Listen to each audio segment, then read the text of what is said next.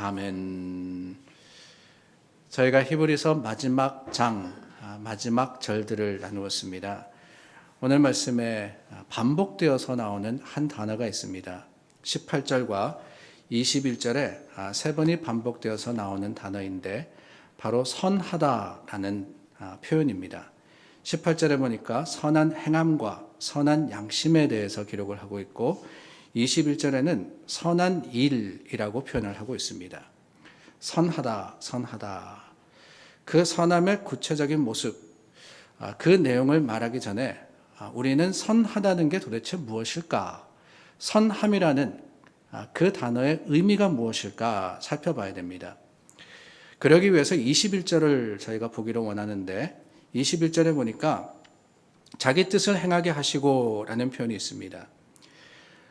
모든 선한 일에 너희를 온전하게 하사 자기 뜻을 행하게 하시고, 이 말은 다르게 표현하면은 선한 일은 곧 하나님의 일이다 라는 뜻입니다. 선한 게 뭐냐? 선한 게 뭐냐? 선한 것은 궁극적으로 하나님이 원하시고 바라는 것, 바로 그게 선한 일이다 라는 것입니다. 이를 위해서 양심도 행위도 삶도 주님의 주시는 목적에 맞춰야 되는 것, 그것이 바로 선한 일을 또한 선한 양심을, 선한 행위를 보여야 하는 우리의 책임이라 하는 것이지요.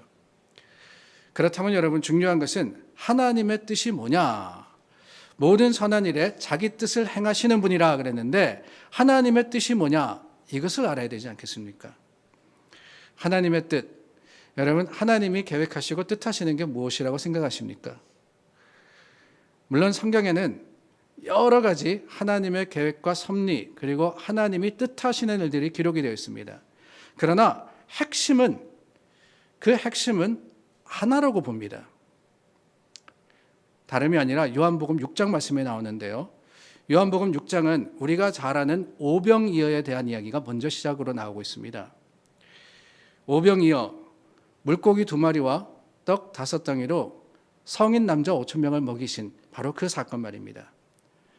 근데 그 말씀을 지나서 조금 더 내려가다 보면은 생명의 떡에 대해서 예수님께서 가르치시는데 요한복음 6장 38절서부터 40절입니다. 내가 하늘에서 내려온 것은 내 뜻을 행하려 함이 아니요 나를 보내신 이의 뜻을 행하려 함이라. 나를 보내신 이의 뜻은 내게 주신 자 중에 내가 하나도 잃어버리지 아니하고 마지막 날에 다시 살리는 이것이니라. 내 아버지의 뜻은 아들을 보고 믿는 자마다 영생을 얻는 이것이니 마지막 날에 내가 이를 다시 살리리라 하시니라 하셨습니다. 하늘 아버지, 하나님의 뜻이 뭐냐? 다른 게 아닙니다. 우리가 믿고 구원받는 것, 그게 바로 하나님의 궁극적인 뜻입니다. 구원받은 자로서 거룩한 삶과 감사의 삶을 살며 주님 오시는 그날까지 구원의 삶을 영위하는 거룩한 삶을 살아가는 바로 그것이 하나님의 뜻이라는 거예요. 우리는 이 뜻을 이루는데 부름을 받았으며 또한 교회의 일꾼으로 세움을 받았고 하나님이 주시는 사명과 또 하나님의 그 사역을 위해서 오늘도 열심으로 수고하고 있는 겁니다. 히브리 기자는 바로 이러한 하나님의 뜻을 우리가 이루어 드려야 한다라는 것을 강조하면서 그 뜻을 이루기 위한 역할로서 선한 일을 말씀하고 계시는 거예요. 그렇다면 여러분, 하나님의 뜻, 그 구원의 뜻을 이루기 위한 선한 일이라는 것이 도대체 무엇이냐? 선한 것이 무엇이냐? 오늘 말씀에 몇 가지가 구체적으로 나오고 있습니다. 먼저는 18절 말씀해 보니까 우리를 위하여 기도하라 그랬어요. 우리를 위하여 기도하라. 19절 말씀에도 내가 더 속히 너에게 돌아가기 위하여 너희가 기도하기를 원하노라 라고 말씀을 하십니다. 히브리 기자는 선한 양심을 따라서 선한 일, 곧 하나님의 뜻을 이루는 그 사람들을 위해서 교회가 또한 성도가 함께 기도할 것을 촉구하고 있는 겁니다. 우리를 위하여 기도하라 그러지 않았습니까? 하나님의 교회가 귀 기울여 들어야 하는 교훈입니다. 기도의 뒷받침이 없이는 하나님의 교회의 어떤 사역도 말씀의 사역뿐만이 아닙니다. 구제나 전도나 선교나 그 모든 사역이 그저 소리나는 굴이나 울리는 꽹과리에 그치기 때문에 우리는 항상 기도의 받침 위에, 그 기도의 반석 위에 하나님의 일을 감당해야 하고 하나님께서 맡겨주시는 사명을 행해야 하는 거예요. 하나님의 사람들은 영혼 구원을 위해서 무엇보다도 먼저 기도해야 합니다. 하나님의 뜻이 무엇이라고 말씀드렸습니까? 하나님의 뜻은요, 구원입니다. 근데 한 영혼을 구원하기 위해서 우리가 가장 우선적으로 해야 되는 것이 무엇이냐? 바로 그것이 기도라고 말씀을 드리는 거예요. 기도. 기도하지 않고는 아무리 좋은 말로도, 아무리 많은 수고로도 우리는 예수 그리스도를 알게 하지도 못할 뿐만 아니라 하나님의 놀라운 구원의 사랑을 전하지도 못합니다. 기도가 있어야지만 사람의 마음의 문이 열리고 그 기도의 능력이 있어야지만 하나님이 우리에게 허락해 주신 복음을 전하고 또한 그 복음을 받고 그 복음으로 변화되는 능력이 있는 거예요. 그렇기 때문에 성도는 무엇이 먼저라고요? 기도가 먼저입니다. 우리가 무엇을 하든지 항상 기도 가운데 돕고 위로하고 기도 가운데 힘이 되어주고 기도 가운데 중보하여서 하나님 앞에 설 때 하나님께서는 그 선한 일을 통해서 구원의 놀라운 역사를 이루어 주시는 거예요. 기도할 일이 얼마나 많습니까, 여러분? 지금은 기도할 때 아닙니까? 권사님도 기도하셨지만은 어제 일어났던 그 터키와 시리아의 지진으로 인해서 제가 들어오면서 들었는데 현재 12,000명이 넘는 사망자가 났다 그럽니다. 사망자뿐만이 아니라 터키의 여러 건물들이 무너지면서 특별히 교회들, 그곳에 있는 선교사님들이 많은 피해를 입었다 그래요. 제가 전에 들은 안디옥에 있는 한 교회 이야기입니다. 이 사진이 준비되어 있는데요. 사진을 보내주시면서 기도의 부탁을 하셨습니다. 안디옥에 세워진 아가페라는 그 한인 선교사님이 세운 교회신데 이번 지진으로 인해서 완전히 무너졌습니다. 집사님, 우리 사진 좀 볼까요? 선교사님 자녀입니다. 저 앞에 보이는 데가 교회라고 합니다. 그냥 넘겨주시면 되겠습니다.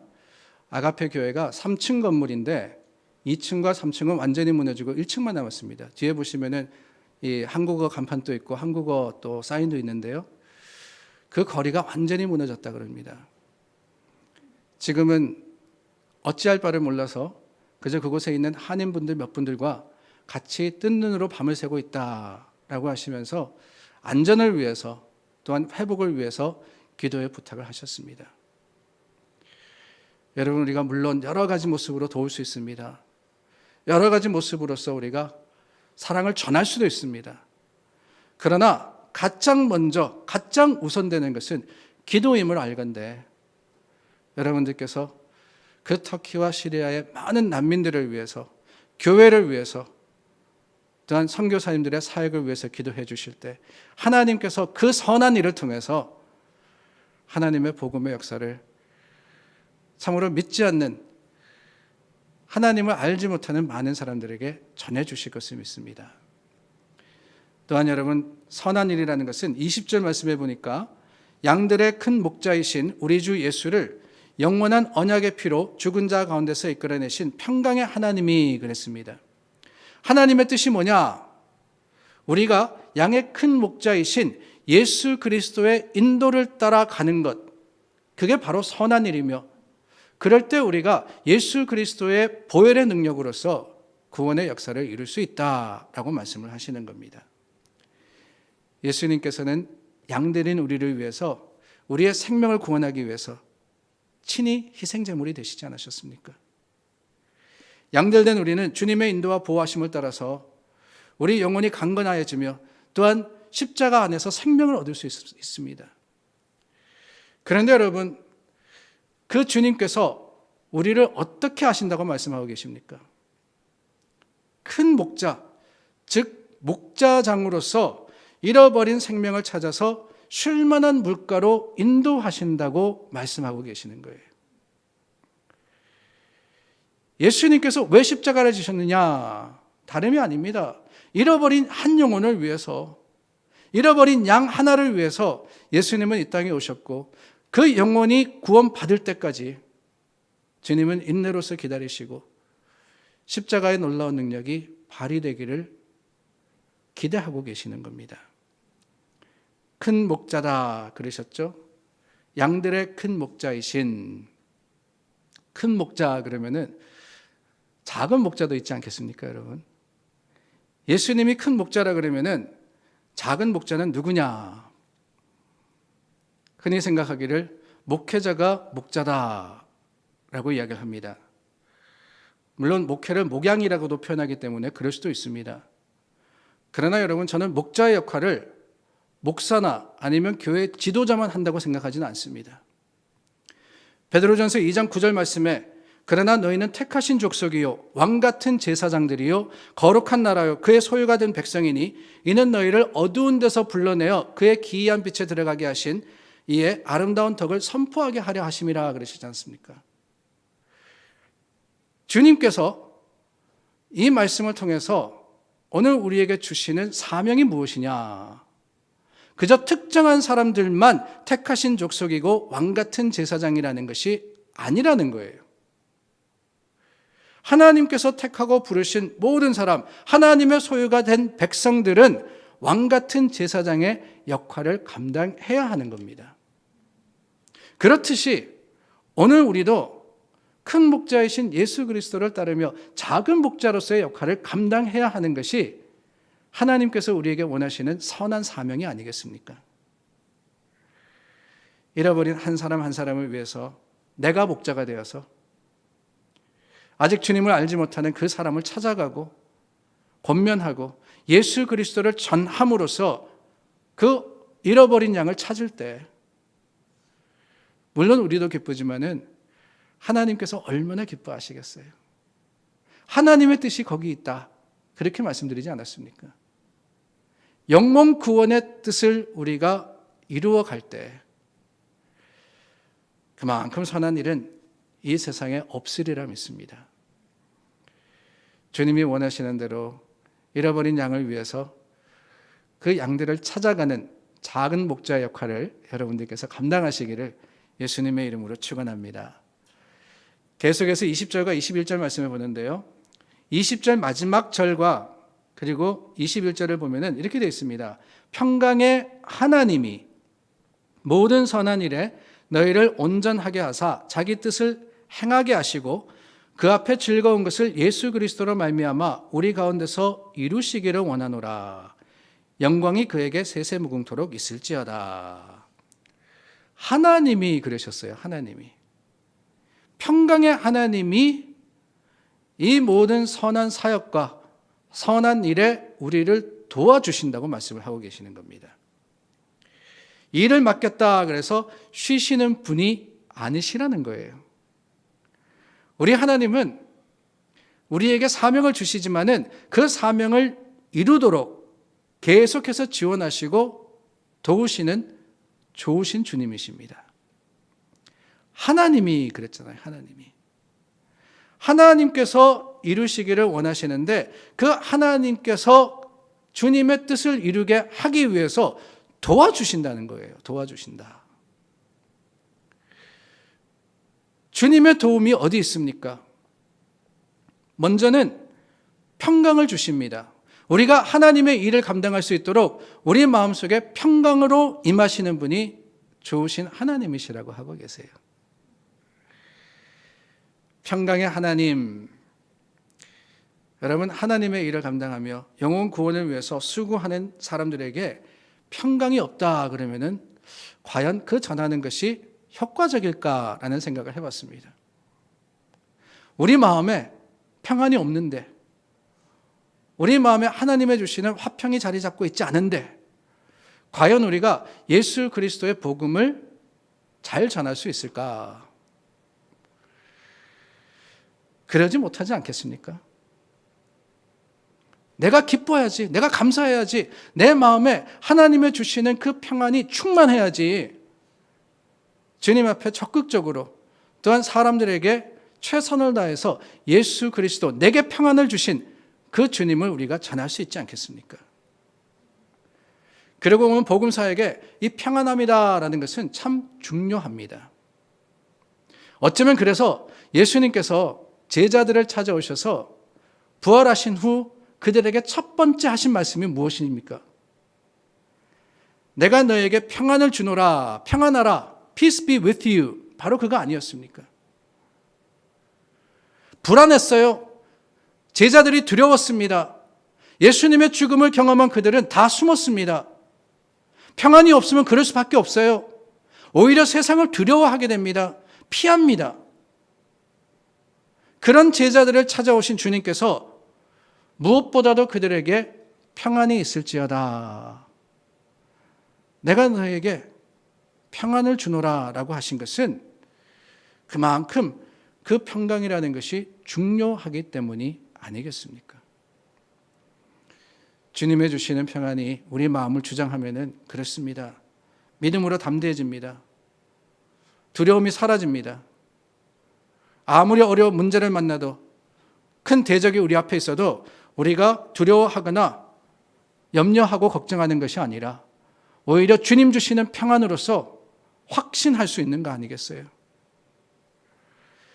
내가 평안하지 않는다면 다른 사람도 평안하게 할 수가 없습니다. 평강의 하나님께서 우리에게 힘을 주시지 않으면, 그 평안의 능력으로 더해 주시지 않으면 우리는 복음의 사역을 도무지 감당할 수 없는 거예요. 그래서 하나님의 역사는 평강에서부터 시작하는 겁니다. 하나님이 평강이시기 때문에. 또 하나님의 주시는 또 다른 능력이 21절에 나옵니다. 21절 말씀을 보니까 너희를 온전하게 하사 그랬어요. 온전하게 하사. 부족하거나 흠이 없게 하신다라는 거죠. 사실 주님을 위해서 일하는 사람은 흠이 없어야 합니다. 하나님은 어떤 하나님이세요? 거룩하신 하나님이시잖아요.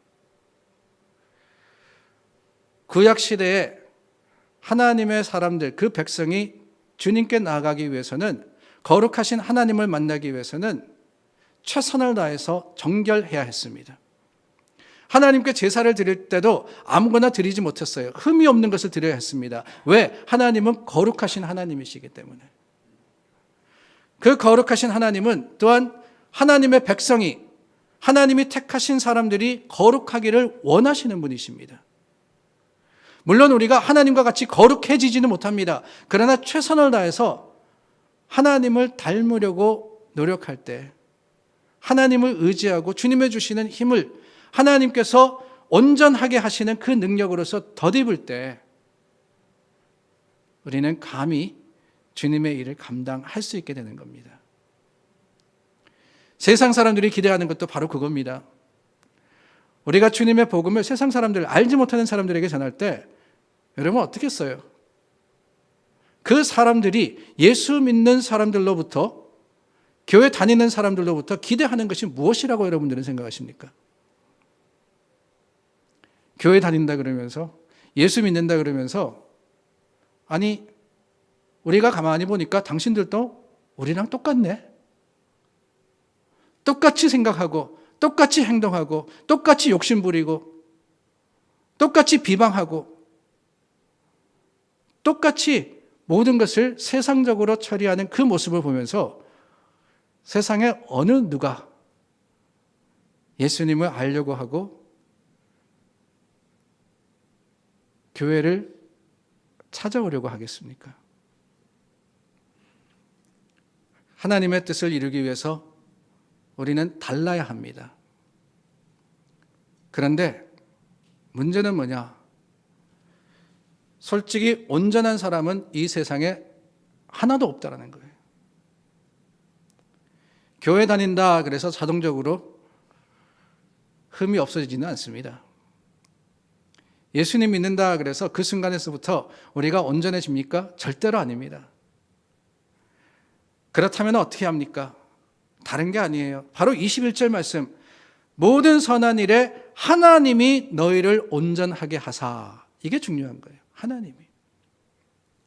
우리는 연약하지만 부족하지만 하나님께서 그 부족한 부분을 깎아주시고 하나님께서 어루만져 주시고 하나님께서 채워주심으로써 온전하게 해주시기 때문에 우리는 주님 안에서 하나님의 능력을 의지하여서 맡겨진 일을 감당하는 겁니다. 부족하고 허물 많은 우리 힘이 아닙니다. 온전케 하시는 하나님의 은혜로 하나님의 뜻을 이루는 거예요. 그러고 보면 참 놀랍지 않습니까? 하나님께서는 하나님의 뜻, 영혼 구원의 그 사명을 우리에게 맡겨주셨는데 우리 힘으로 감당하라고 맡기신 것이 아니라 하나님께서 그 일을 이루시겠다고, 우리를 통하여 역사하시겠다고 이 사명을 맡겨주신 겁니다. 하나님이 평강도 주시고 하나님이 온전하게도 하시고 그뿐이 아닙니다. 21절 말씀해 보니까 그 앞에 즐거운 것을 그랬습니다. 이 일을 기쁨으로 감당할 수 있도록 우리의 마음과 생각까지도 주장하신다고 말씀을 하시는 거예요. 일은 사명감으로 할 때는 힘들지만 기쁨으로 하면 쉬워집니다. 그렇지 않습니까, 여러분? 하나님의 교회에 많은 일들이 있습니다. 우리가 감당해야 하는 사역들이 있고 사명들이 있는데 그 일들을 억지로 하다 보면 할 수가 없어요. 며칠 하다가 포기해 버릴 수밖에 없습니다. 그러나 기쁨으로써 거기에 즐거움이 있고 거기에 기쁨이 있고 그 일을 행함이 행복이 된다 그러면은 어느 누가 하지 않을 수 있으며 어느 누가 안 하려고 하겠습니까? 주의 일이라는 것은 그렇습니다. 주님의 주시는 기쁨으로서 하는 거예요. 17절 말씀해 보니까 지난주에 저희가 나누었죠. 마지막 부분에 이런 말씀이 있습니다. 그들로 하여금 즐거움으로 이것을 하게 하고 근심으로 하게 하지 말라. 그렇지 않으면 너에게 유익이 없느니라 그랬습니다.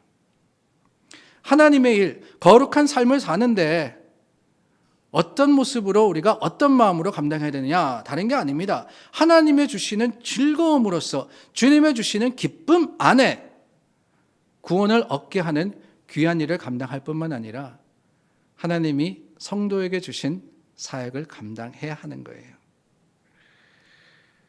선한 일을 하게 하시는 하나님, 그 하나님은 하나님의 선한 뜻, 즉 복음 전파와 영혼 구원을 위해서 우리 힘이 되어주시고 능력이 되어주십니다.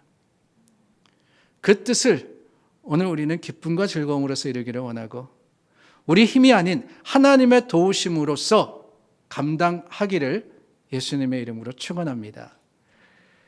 21절 말씀해 보니까 그 축원과 또한 기원이 히브리 기자의 영광이 그에게 세세 무궁토록 있을지어다 아멘이라는 말로 표현이 되어 있습니다. 영광이 그에게 세세 무궁토록 있을지어다. 여러분 여기서 그에게가 누굴까요?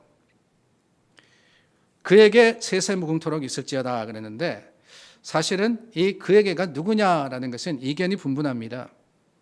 어떤 분은 영광 받으실 분은 하나님이시기 때문에 하나님께 영광을 돌려야 된다. 그러니까 그에게라는 것은 하나님이다. 그러기도 하고 또 어떤 사람은 바로 앞에 예수 그리스도에 대해서 나오니까 예수 그리스도께 우리가 영광을 돌려야 된다.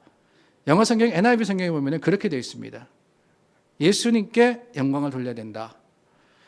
근데 저는 사실 별 의미가 없는 따짐이 아닌가 하는 생각이 들어요. 성부, 성자, 성령 하나님, 삼위일체 하나님이시잖아요. 어느 분이 되었든 간에 우리가 영광을 돌릴 때 하나님께서는 그 영광 가운데 역사하시는 겁니다. 그런데 여러분, 제가 이 21절 말씀에서 여러분들과 나누고 싶은 것은 그 마지막에 아멘이라는 단어입니다. 아멘. 우리가 기도 마칠 때 예수님의 이름으로 기도합니다. 그리고는 아멘이라고 하죠. 아마 교회 생활, 신앙생활 하면서 가장 많이 우리가 사용하는 단어가 아멘이 아닌가 하는 생각이 듭니다. 히브리어의 아멘이라는 단어의 뜻은 진실로라는 의미가 있고 메키소, 그렇게 되기를 원합니다 라는 그런 뜻을 가지고 있습니다. 그렇습니다. 여러 가지 긍정적인 동의를 이야기하는데요. 거기에는 바램도 포함되어 있지 않나 하는 생각이 듭니다. 이렇게 되기를 내가 정말 소망합니다. 바랍니다 라는 것이지요. 그래서 구약 성경에서는 다른 사람의 말한 것에 대한 동의를 표현할 때 이 아멘이라는 단어가 쓰이기도 했고, 맹세의 결과를 기꺼이 받아들이겠다 약속할 때도 아멘이라고 화답을 했습니다. 기도나 찬양이 끝날 때도 아멘 했습니다. 진실로 그렇습니다. 그렇게 되기를 원합니다 라고 하는 그런 의미이며 뜻이겠죠. 신약에 들어와서도 이 아멘이라는 단어가 꽤 많이 사용됩니다. 특히 바울의 편지 마지막 부분에 보면은 그 기도나 간구의 끝을 아멘이라고 표현을 하고 있어요. 근데 놀라운 것은 여러분, 이 아멘이라는 단어를 예수님도 사용하셨다라는 거예요. 생각해 보면은 예수님은 하나님이신데 우리가 하나님께 기도할 때 아멘이라고 하는데 예수님도 아멘이라 하셨다. 기도할 때 그러셨나? 그것은 아니고 예수님께서 진실로라고 말씀하실 때 이 아멘이라는 단어를 쓰셨습니다. 요한복음 1장 51절 말씀입니다. 또 이르시되 진실로 진실로 너에게 이르노니. 이런 표현 많이 들어보셨죠? 진실로 진실로. 그 진실로 진실로가 아멘, 아멘이라고 되어 있는 거예요. 더 중요한 것은 진리로 이 땅에 오신 예수님이 바로 아멘이라는 사실입니다. 우리가 흔히 아멘 하지만은 그 아멘이라는 단어 속에 예수님, 그 예수님에 대한 믿음과 신앙도 담겨져 있다는 거예요. 요한계시록 3장 14절입니다. 라오디게아 교회 사자에게 편지하라. 아멘이시요 충성되고 참된 증인이시요 하나님의 창조의 근본이시니가 이르시되. 누구십니까? 아멘이시고 충성되고 참된 증인이시며 하나님의 창조의 근본이시니, 그분이 바로 예수님이십니다. 예수님이 아멘이라고 성경은 고백하고 있는 겁니다. 이 땅에 오시어 구원의 약속을 완성시키신 분, 모든 성경의 약속이 예수 그리스도를 통해서 이루어졌음을 우리는 아멘으로 고백할 뿐만 아니라 그 아멘이라는 말을 통해서 예수님의 이름을 부르는 거예요. 그러므로 여러분, 이 아멘이라는 말은 결코 쉽게 고백되어서는 안 됩니다. 습관적으로 우리가 아멘 아멘 할 것이 아니라는 거예요. 그 두 마디 말 속에 엄청난 의미가 담겨져 있기 때문에 하나님의 약속을 믿고 우리와 함께 하시는 성령님을 의지하여서 우리가 고백하는 아멘이라는 그 단어 속에 우리 신앙뿐만이 아니라 믿음의 확신이 있기 때문에 아멘이라는 것은 함부로 사용되어서는 결코 되지 않습니다. 그런데 여러분, 그것만이 아니라 또한 아멘이라는 말을 우리가 하지 않으면 안 됩니다. 함부로 했어도 안 되지만은 아멘이라고 고백하지 않으면 안 되는 것. 이게 바로 오늘 우리가 붙들어야 하는 신앙이 아닌가 하는 생각이 들어요. 예수님께서 다시 오시겠다 그러지 않으셨습니까? 흔히 이야기하기를 성경의 모든 약속이 다 이루어졌는데 아직 그 하나 남은 약속이 뭐냐? 예수님의 재림이다 그러죠. 어쩌면 오늘 우리 아멘을 통해서 그 약속마저도 다 이루어지기를 확신하며 고백하는 것이 우리의 모습이 되어야 되지 않나 하는 생각이 듭니다. 아멘. 믿음으로 용기 있게 고백하시고, 아멘. 또한 그 고백 속에 예수 그리스도를 붙드시고 십자가를 바라보시는 여러분들이 되시기를 바랍니다. 자, 이제 22절 말씀 저희가 함께 나누기를 원하는데요. 형제들아, 내가 너희를 권하노니 권면의 말을 용납하라. 내가 간단히 너에게 썼느니라. 히브리 기자, 우리가 정확하게 누군지는 모르지만은 그 기자가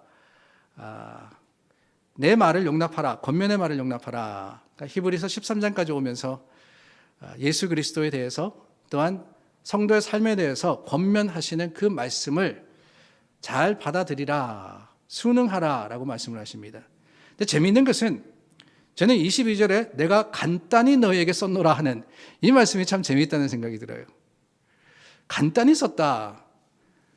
우리가 알듯이 서라고 붙어 있는 것은 편지입니다. 근데 편지를 쓰면서 13장이나 되는 긴 편지를 쓰고는 마지막에 가서 내가 간단히 썼다.